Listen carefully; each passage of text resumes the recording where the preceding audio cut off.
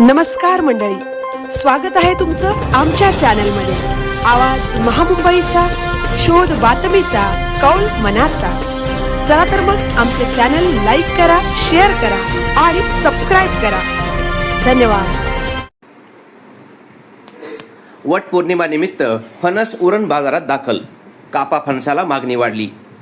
वटपौर्णिमा सोमवार दिनांक 29 जून रोजी असल्याने वटवृक्षाची पूजा करताना फणसाचे गरे यांना विशेष महत्त्व असल्याने उरण बाजारपेठेत लाल मैदान व इतर ठिकाणी फणस विकण्यास आलेले आहेत। नागरिक व महिला वर्ग फणस विकत घेताना दिसत आहेत। सकाळपासूनच फणस खरेदी करण्यासाठी गर्दी केली आहे। फणस दोन प्रकारच्या जातीचे असतात, कापा व बरका असे असून कापा फणसास मागणी फारच आहे। कापा फणसास नागरिकांची पसंती आहे। कापा फणसाचा गरा सुका व गोड असल्याने कापा फणसास मागणी खूप असते। सुनील दामगुडे यांनी फणस होलसेल भावाने 50 रुपये किलो दराने विकत आहेत।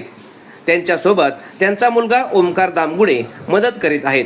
आम्ही पुणे येथून चांगले फणस आणतो, गेली 11 वर्षापासून दरवर्षी विकतो। 50 रुपये किलो दराने विकत आहोत। सुमारे 3 टन फणस विकले जातात।